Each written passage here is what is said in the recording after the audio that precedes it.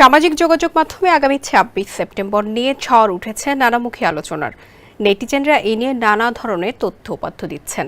গত কয়েকদিনের সার্চ রেজাল্টে ফেসবুক দেখাচ্ছে প্রায় ১,৪৬,০০০ ব্যবহারকারী এই বিষয়টি নিয়ে কথা বলছে। কিন্তু এই আলোচনার পেছনে প্রকৃত কারণ কি বা এর রহস্য? বিস্তারিত থাকছে ডেস্ক রিপোর্টে।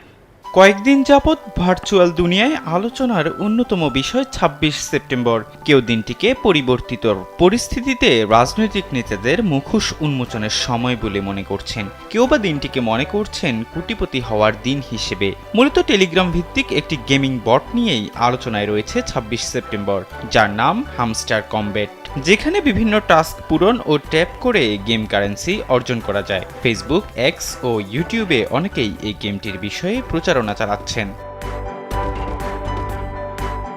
তাদের দাবি ২৬ তারিখে এই গেমটির কয়েনগুলোকে ক্রিপ্টোকারেন্সিতে রূপান্তর করা যাবে বলে গেমসটির নির্মাতারা জানিয়েছেন। তবে আসলেই এমনটি ঘটবে কিনা এ বিষয়ে সত্যতা যাচাই করা যায়নি।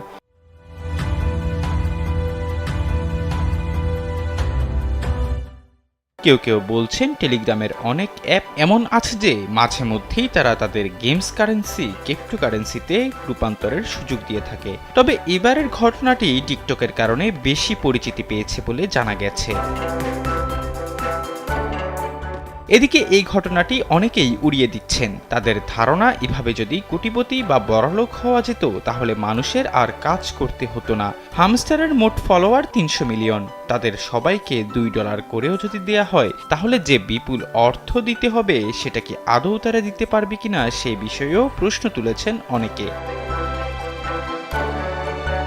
তবে এই ব্যাপারে বিশেষজ্ঞরা বলছেন ভিন্ন কথা। তাদের মতে এই ধরনের গুজবের পেছনে সাধারণত অর্থ উপার্জনের মোটিভ থাকে। অনেকেই এই ধরনের গুজব ছড়িয়ে দিয়ে মানুষকে বিভ্রান্ত করে এবং তাদের কাছ থেকে অর্থ আদায় করার চেষ্টা করে।